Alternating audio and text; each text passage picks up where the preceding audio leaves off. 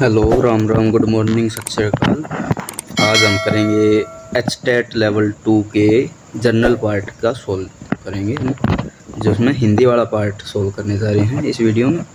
अगली वीडियो उसमें इंग्लिश और वो सब करेंगे। आपको पता होगा एचटेट में 15 नंबर की हिंदी आती है, 15 नंबर की इंग्लिश आती है, 30 नंबर की CDP आती है और बाकी 30 नंबर का जनरल पार्ट आता है, जिसमें 10 नंबर का रीजनिंग, 10 नंबर की मैथ और 10 नंबर की हरियाणा जीके होती है। ये हो गया आपके 90 नंबर।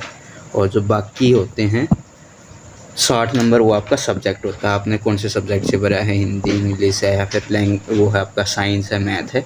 तो मैं आपको साइंस का सॉल्यूशन भी दूंगा, टॉपिक वाइज पढ़ाऊँगा। चलो शुरू करते हैं इस वीडियो को। पहला क्वेश्चन दे रखा है हमें हिंदी में, विलोम शब्द के संबंध में कौन सा युग्म असंगत है। मतलब इनमें से जो 4 ऑप्शन दे रखे हैं, इनमें से कौन सा पेयर गलत दे रखे हैं। पहला है घमंडी और विनीत। घमंडी तो पता है आपने, घमंड हो जिसमें, और विनीत क्या होता है, जो आपने ब्याह के कार्ड में देखा होगा, एक तरफ दर्शनाभिलाषी होते, दूसरी तरफ विनीत। विनीत मतलब विनती करनी है, तो ये आपस में विलोम है, तो ये असंगत ना होकर संगत है, तो ये चलेगा इसमें। अगला ऑप्शन है चिरायु और दीर्घायु। जो चिरायु और दीर्घायु दोनों सेम मतलब है, मतलब कि लंबी उम्र वाले। चिरायु और दीर्घायु सेम मतलब है, तो ये विलोम ना होके सेम हो गए, तो ये ऑप्शन इसका सही आंसर होगा सेकंड ऑप्शन। अगले दो भी देख लेते हैं, तारुण्य और वार्धक्य। तारुण्य का मतलब होता है जवानी और वार्धक्य का मतलब होता है बुढ़ापा। ठीक है, तेजस्वी और निस्तेज, मतलब कि एक में तेज हो और एक में तेज नहीं हो। तो ये पहला क्वेश्चन था, ये हमने कर लिया है। अगर आगे बढ़ते हैं, क्वेश्चन नंबर सेकंड है, जो इसका 30 सेकंड पे। कलर लाल कर लेते हैं इसका, ठीक है, ओके ओके, हो जाओ, ठीक। अगला क्वेश्चन 30 सेकंड, तत्पुरुष समाज का कौन सा समस्त पद अपने युग्म से सही सुमेलित नहीं है। इसमें 4 दे रखे, कौन सा तत्व इसमें गलत है वो बताना है हमें। गुरु दक्षिणा, जो गुरु दक्षिणा होता है उसमें बता रखा है संबंध तत्पुरुष। गुरु दक्षिणा का इसका विच्छेद करेंगे तो आएगा गुरु के लिए दक्षिणा, जो कि होता है संप्रदान तत्पुरुष होता है। तो ये पहला ऑप्शन हमारा गलत हो गया। आपने पढ़ा होगा वो पूरी टेबल होती है, कर्ता ने कर्म को करण से, उस तरह उसमें गुरु के लिए जो आएगा वो संप्रदान में आता है, संबंध में नहीं आता है। तो ये यदि गुरु की दक्षिणा इसका मतलब निकलता तो वो संबंध तत्पुरुष होता है, लेकिन गुरु की दक्षिणा मतलब गुरु दक्षिणा थोड़ी देगा आपको, आपने गुरु को दक्षिणा देनी होती है, तो गुरु के लिए दक्षिणा इसका सही होगा। तो इसका करेक्ट आंसर। बाकी देख लेते हैं, देशाटन मतलब देश में अटन करना, देश में घूमना, तो ये इसका अधिकरण तत्पुरुष सही है। रेखांकित मतलब रेखांकित, रेखा से अंकित, ये इसका करण तत्पुरुष बिल्कुल ठीक है। और देश निर्वासित का भी यदि विच्छेद करेंगे तो देश से निर्वासित, देश से भगा दिया किसी को, वो होता है देश निर्वासित। अगला है क्वेश्चन नंबर 33, 33वां प्रश्न है, निम्न में से कौन सा संधि शब्द अपने युग्म से सम्मिलित नहीं है। वही बताना कि कौन सा इनमें से अलग है।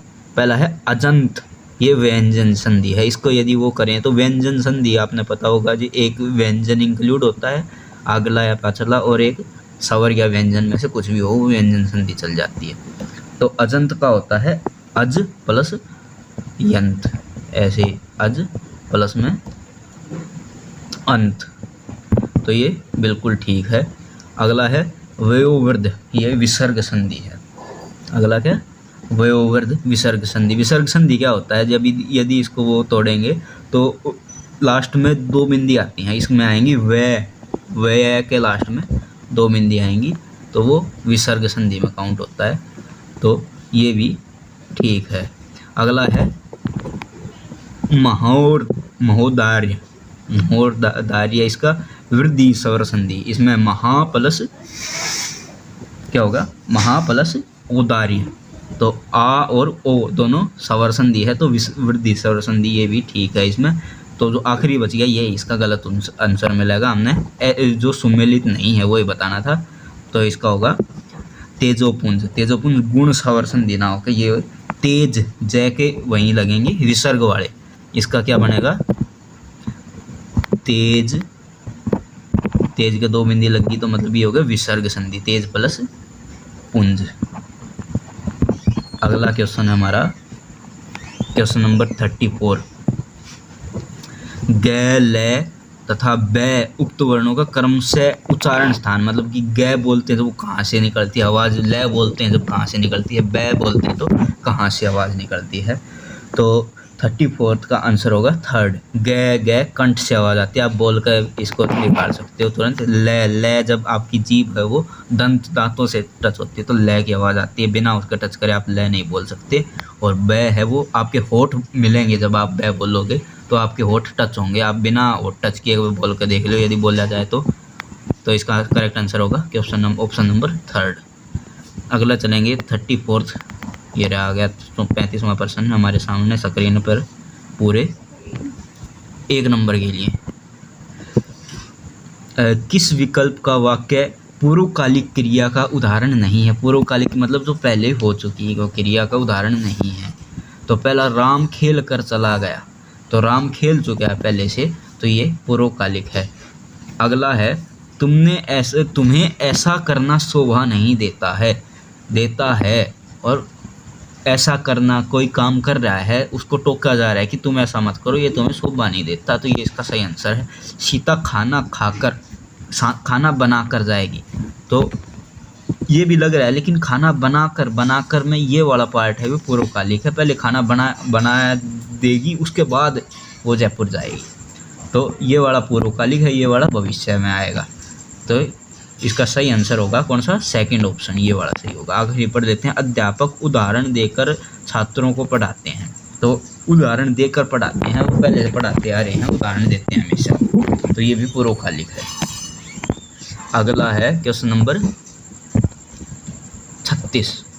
नीम हकीम खतरे जान उक्त लोकोक्ति का सही अर्थ, ये एक मुहावरा लोकोक्ति दे रखी, इसका सही अर्थ क्या है? आप चारों ऑप्शन पढ़ते हैं तो सभी ठीक लगेगा, वो ही सही है। पहला दे रखा है हमें, पहले स्वार्थ बाद में परामर्श देना, ये पहले अपना बारे में सोचना उसके बाद में दूसरे का सोचना, तो ये इसका मतलब नहीं लग रहा। अल्प ज्ञान खतरनाक होता है, ये ठीक लग रहा है। देखो इसका मतलब देखें, नीम हकीम का मतलब होता है दौड़ा छाप, नीम हकीम खतरा जान, जो दौड़ा छाप होते हैं उनको कम ज्ञान होता है, तो ये इसका सही आंसर हो गया, अल्प ज्ञान खतरनाक होता है। अगला है 37वां प्रश्न पढ़ते हैं। वाक्यांश के लिए एकल शब्द के संबंध में कौन सा युग्म असंगत है? कि एकल शब्द मतलब पूरे वाक्य के लिए एक शब्द बना दिया हो, जैसे पहला ऑप्शन है, जिसे वहन करना कठिन हो दुर्री भाव, तो दुर्री भाव ये गलत है। दुर्री भाव का मतलब जिसे वहन करना कठिन नहीं हो, ये नहीं होता। जिसे वहन करना कठिन हो उसका मतलब क्या होता है? दुर्री वह होता है, वह लग जाएगा उसके लास्ट में, तो ये इसका सही आंसर होगा। बोर्ड ने इसके 2 आंसर दे रखे हैं। विजय प्राप्ति की तीव्र इच्छा, 2023 का पेपर, तो इसके आंसर की मिल जाएगी आपको बोर्ड की वेबसाइट पर, तो ये भी दे रखे है, पर ये सही है। विजिगीषा मतलब विजय प्राप्ति की इच्छा, कोई डिजायर टू विन ही विजिगीषा होती है, बाकी ये 2 तो हैं सही, ये गलत था। अगला बढ़ते हैं क्वेश्चन नंबर 38 में बताना है कि अशुद्धि नहीं है, वार्तनिक अशुद्धि मतलब बोलने में गलत नहीं है। 38 पहला है इसका सुधीजन और सदाबदी, बिल्कुल बोलने में ठीक लग रहा है हमें। साधुवाद और सुरसरी, साधुवाद सुरसरी में मात्रा की गड़बड़ लग रही है मुझे, और सुभेसी भार्या पति, इसमें भी गड़बड़ होगी कोई ना कोई। पहला ऑप्शन सही है बोर्ड के आंसर की के मुताबिक। अगला चलते हैं, अगले पेज पर पहुंच गए हैं। किस क्रमांक में कादम्बरी कादिबिनी शब्द युगन के सही अर्थ हैं, मतलब इन दोनों के अर्थ सही है। कादम्बरी का मतलब होता है, क्या होता है? विस्की, मतलब एक शराब होता है, कादम्बरी का मतलब शराब, और कादाबिनी का मतलब है बादलों का पूरा वो ग्रुप, कादाबिनी, तो इसका घटा ही इसमें ठीक लग रहा है, शराब के साथ घटा, ये ही इसमें सही आंसर है। बाकी कुशल, सेवक, विनीत, बुराई, ये सब गलत आंसर होंगे हमारे।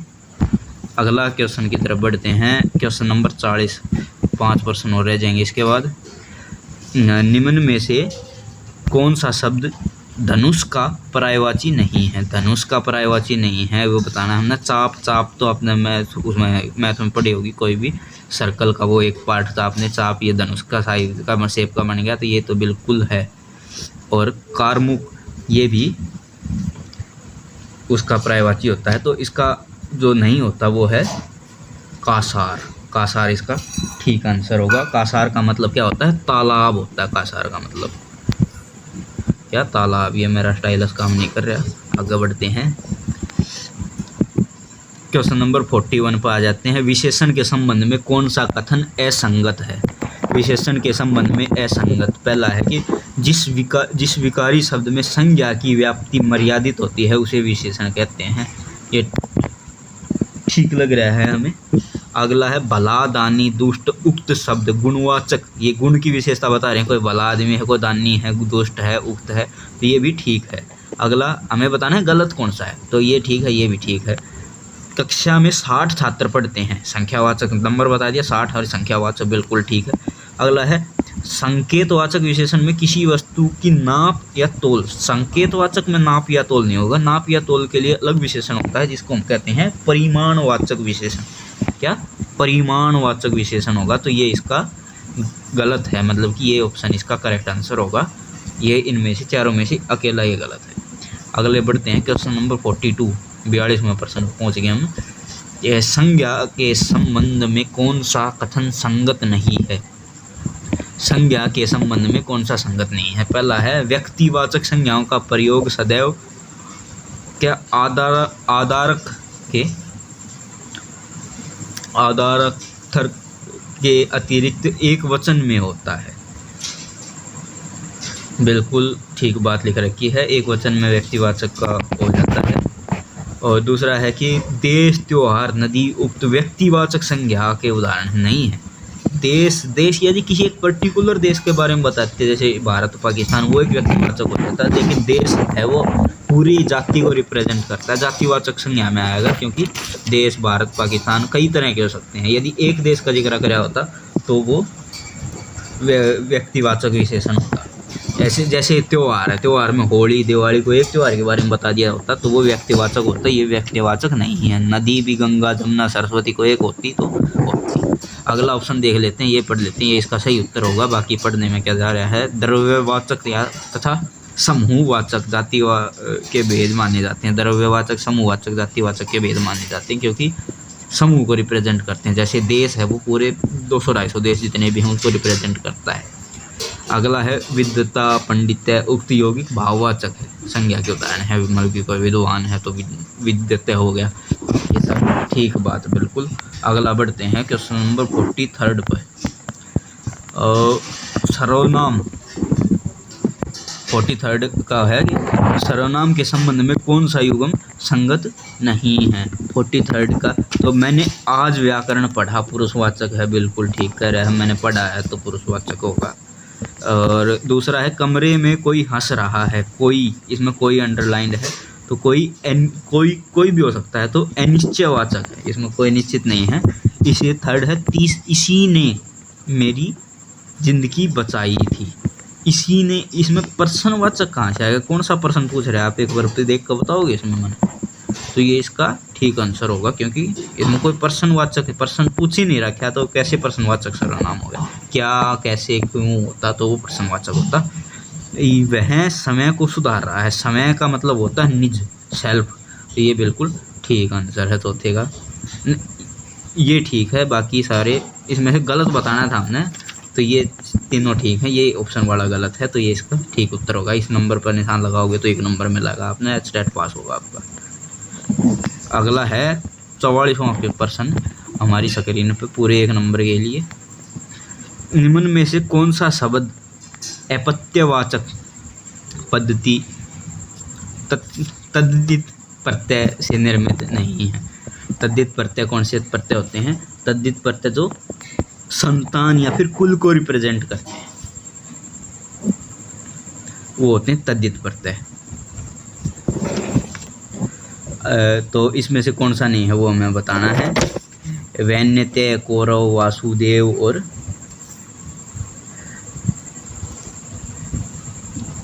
वैभ्य, ये आप कमेंट में बताओ इसमें से कौन सा कुल को रिप्रेजेंट नहीं करता। आपने इसमें 1-2 कुल तो सुन भी रखे होंगे, ये आप कमेंट में देख कर बता देना, ठीक है।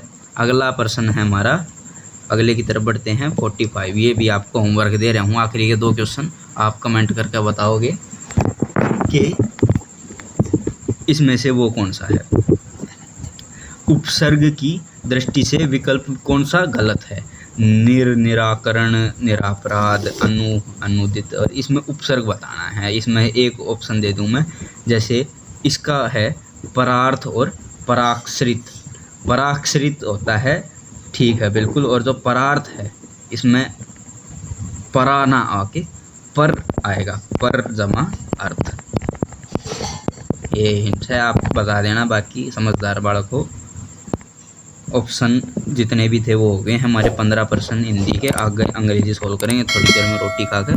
तब तक के लिए वीडियो देखो, लाइक शेयर सब्सक्राइब जो भी है यार सारा चीज़ कर दियो। Tata bye bye, thank you.